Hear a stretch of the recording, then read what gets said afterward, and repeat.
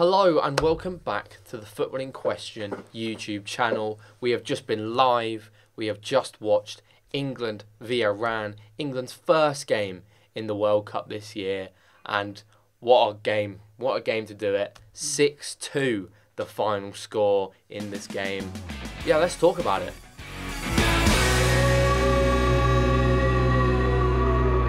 It was superb, realistically. It was superb. I mean, multiple goal scorers, just free-flowing, attacking football from England. We played with intent. We didn't play on the back foot like we've seen Gareth Southgate done numerous times before. It was literally like Gareth Southgate wasn't our manager. It was almost as if we had the manager that we've been kind of wanting for the last four. Yeah. You know, in the times when we haven't been playing straight attacking football, we've had the manager today that we've been wanting for a while. And yeah, it was just great to see. The first goal was terrific. What was the first goal?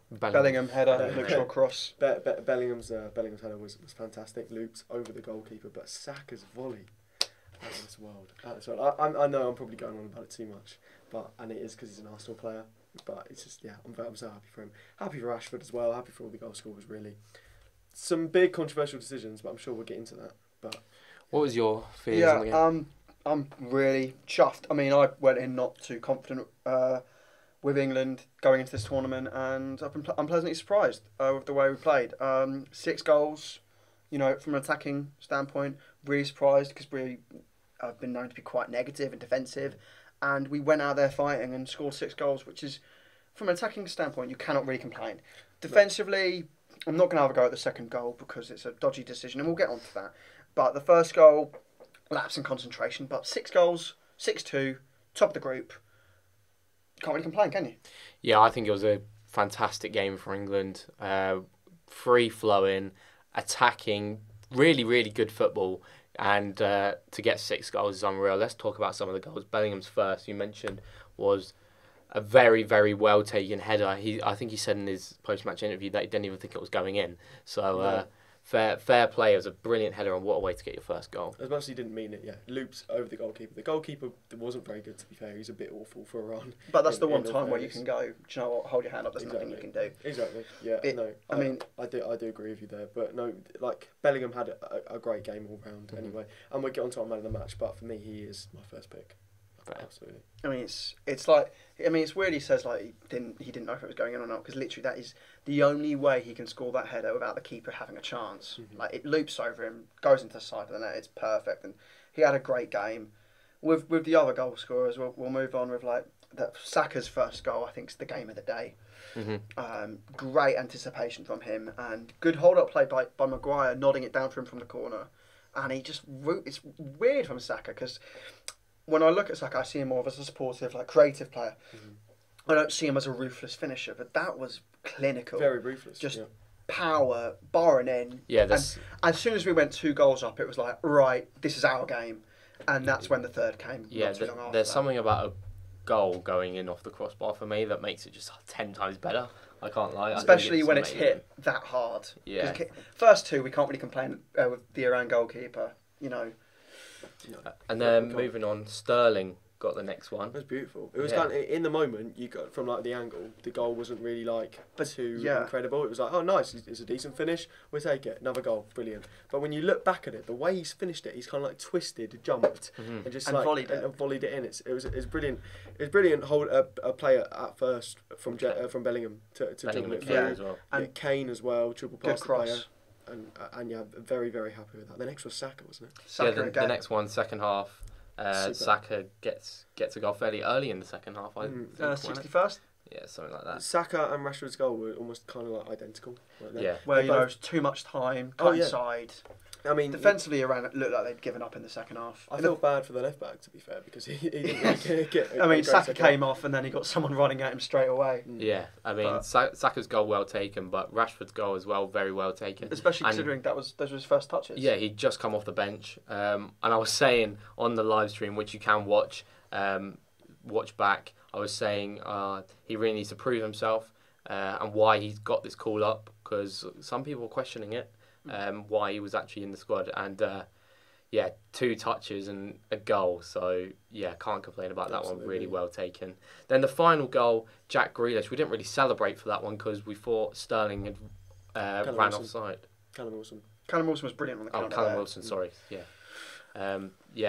Just one of those VAR ones. So yeah, they're very composed though, and in that I know it could have been Stanley, but no, it was Wilson, and he was very composed about it. He'd just come on, get on. So Grealish had just come on. They made all those substitutions. It was great to see Wilson get involved. Actually, Wilson hasn't been involved with anyone for a while. And the good thing to see is that we've got two strikers in this tournament. We've got Kane and Wilson, and neither of them got on the score sheet, but between the two of them, they got 3 assists today. And that's really nice to see because, I mean, sure, it's nice to have a player as great as Kane, but to not be relying on him from a goal scoring point of view is very important. Yeah, absolutely. Because 5 goal scorers on the opening day, that is very good going forward because their confidence is going to go up. That'll do wonders for Grealish coming off the bench. Same for Rashford, and and Wilson as well, coming on, making a cameo, World Cup debut, getting an assist. And I was surprised he didn't shoot because he's a striker at his heart, and to make the decision to pass to Grealish is really good of him. And it's very respectful because in that situation, in my World Cup debut, I'm lashing it at the keeper.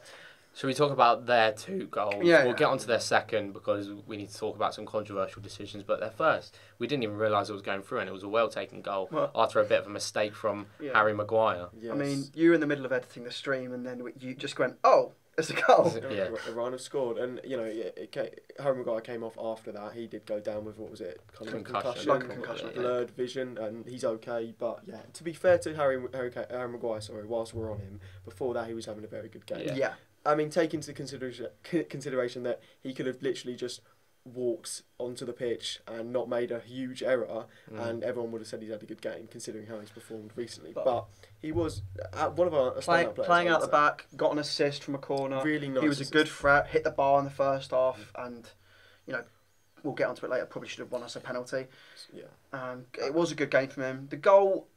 It's well taken. It's very well taken. It's not like a clear-cut chance. It's a very tough angle. Taramis is a top striker. Is that? I mean, after this, 2 goals in this game, he's on 15 goals this season, which is he contributed to 33 league goals in the Portuguese league last season. To be honest, I can see a Premier League side snapping him up after this. It's still a bit, annoying for them for both Maguire and Stones to kind of miss his run and not follow it. Yeah. They Stones followed it when it was too late. It's a good finish, but. Yeah, I think we now need to talk about the decisions. Yeah, 2 controversial decisions, I'd say, at both ends. So Harry Maguire, the first one, really early on in the game. 0-0 still. It was like 5 minutes in. Corner comes in. Harry Maguire is going towards the ball, and the Iran defender has his arms just wrapped around. I mean, Gary called it a wrestling move. Yeah, on the post-match. I mean, there's nothing different. Yeah, he's completely right. That was. I mean, you see that happening a lot at corners, but that is a stone cold penalty. That's absolutely a penalty. Do you mean stone cold? Or do you mean stone wall? Both. Stone wall. You look back at 2018 though, and loads of those penalties get given. Yeah. The last World Cup, that I think in our first game with Tunisia, that happened a lot, and they weren't given. But the referees went and learned from it, which I liked at last World Cup. And then against Panama, we won 2 penalties from exactly that. But hopefully, maybe they have to learn that lesson again, because if that happens against USA, I'll be annoyed. Yeah, Jordan, describe the end, like why it's such a big controversy. Yeah. Realistically. Yeah. I mean, onto the Iran penalty. Obviously, they got the penalty this time, and. It was a weird decision. So, free kick, was it? Corner? Yeah. The ball comes in and Stones has his hand on an Iran player's shirt and they go down and it's a penalty. I would say, thinking about it, it is probably a penalty, but if you give one, you have to give the other. If you compare them in kind of how blatant they are, it's minuscule compared to the Maguire one. He's got both arms around him. He's not even facing the goal. Mm-hmm. Like he's not got all he's got his eyes on is Maguire and where he's going and bringing him down, which just makes it so blatant a penalty. And if you're not going to give that, the thing is, it's not the fact that it wasn't even given. It's the fact that VAR didn't give it the time of day that it deserved. Mm-hmm. Whereas with the other one, I didn't know anything had happened. Even where the other one was blatant just watching the game, this one was blatant watching a replay. And they looked at it like a billion times. Like, why isn't the first one treated in the same way? It's not the same, and it's just rubbish. And I've said it on this channel, God knows how many times. But referees, what is wrong with you? And it might seem that we're nitpicking a little bit, but it kind of, and I'll go back to it again, like Gary Lineker said, it felt like the referee just felt sorry for them because we were thrashing them. But that's not how refereeing works. You need to be fair. And I just look at that first decision and go, what the hell? Yeah, okay. It's not. It's it's the most blatant penalty you're going to see. Is the second decision a penalty for you? I think the second decision, it's given in the modern day. I think he's gone down softly, but you shouldn't tug your shirt in a box. It's a penalty. Yeah. But if you're giving that one, there's no way in hell you shouldn't be giving. Why it's such a big controversy is because the first one should have been. The first one is more of a penalty. Oh, 100%. 2 arms. There's no excuse for it.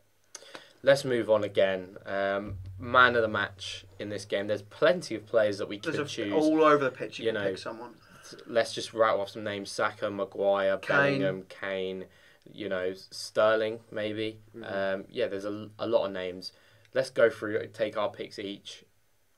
Who are you going with? Look, I want to pick Saka with all my heart. I really do. Same. However, I just think it's Jude Bellingham. And I think I'm being blinded a little bit by the fact that he's an Arsenal player and he scored 2 goals. Yeah. I think Bellingham was superb. He was just instrumental in some of the goals. He controlled the game really well, scored himself on his World Cup debut. He is a phenomenal player. Like I said to you in the stream, is he the next Frank Lampard, Steven Gerrard? No, he's going to be better than Frank Lampard. He's the first Jude Bellingham. Oh, absolutely. Yeah. That man is the Jude Bellingham of this generation. He's superb. And yeah, I think he was quite overlooked in terms of performances in that game. But for me, yeah, he's my man of the match. Who are you going with? I'm not going for the Arsenal man, Bukayo Saka. Despite having a phenomenal game, 2 goals on your World Cup debut is pretty good. But I'm going to go with probably England's player of the tournament of the last World Cup. I'm going to go with Harry Kane.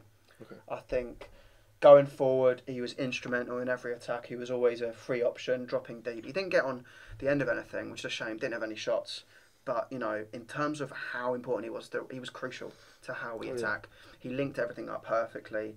You see him helping with Rashford's goal, getting the assist there, getting the assist on Sterling's goal, the way he's moving play. He is such an important cog in this England machine. And the idea of us not playing with him is so painful because he's just so important to us. And I think he had an amazing game. Unlike the way he started the Euros, despite not scoring today, I think he started this tournament brilliantly. Super. I'm going to agree with Ashley here. I'm going to go for Jude Bellingham. I think he was just everywhere and he kept up that standard that he had started the game with throughout the entire 90 minutes. He just had an unbelievable game. So, yeah, for me, Jude Bellingham is definitely constantly running. I didn't see him stop running all game. He was brilliant. Insane. Finally, just to round it off, 1 game down for England in the World Cup. The question on everyone's mind is it actually coming home? Is it going to come home? Isaac? No. I don't think it's coming home. How far do you think we'll go? Before the game, I was kind of convinced the best we can do is quarters. I mean, maybe if the draw benefits us, we could maybe get semis, but I just see there's teams which are really strong, which we haven't seen play yet, like Brazil, like Argentina. Be interesting to see how France and Germany do, and Spain. But I think there's so much better teams which will come into in those last stages. So semis maximum. I think semi-final as well. But I mean, before this game, it was kind of like I wasn't really bigging up England. To be fair, they've come into on a 6-game winless run. Their longest, their biggest ever winless run coming into a World Cup. It didn't look good. However, that game has changed my mind quite significantly. I think we're going to smash the group. To be honest. I think we're going to easily finish top of that. And there was question marks to begin with.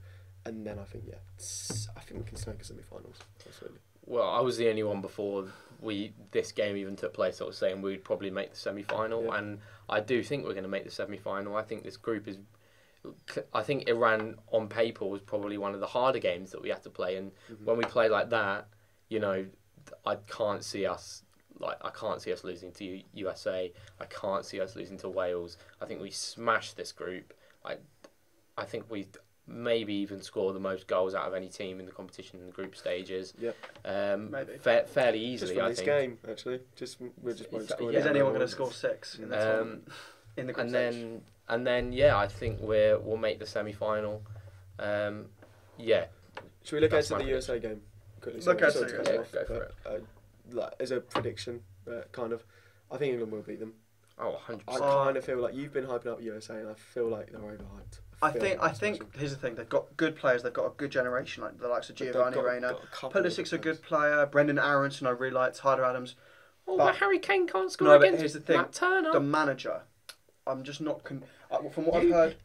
You complained to me the other day about... From what I've heard from the manager, from the USA perspective, and yes, this is me again scouting through James Lawrence Alcott, I think, is that he kind of is obsessed with this kind of hipster football, and he's not playing into people's strengths. Like, he's not playing Tyler Adams to his strengths. He's making him play like this, like, progressive role, and that's just not what he does. And I just think, if I'm going to give a scoreline, 3-0 England. I didn't give a scoreline, so I'll just quickly chuck it in there. I'll go 2-0 England.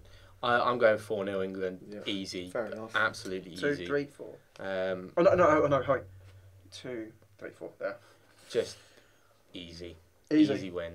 So, that is our reaction after the England versus Iran game. What did you think of the game? Leave it in the comment section down below. Let us know on all the socials and all that stuff.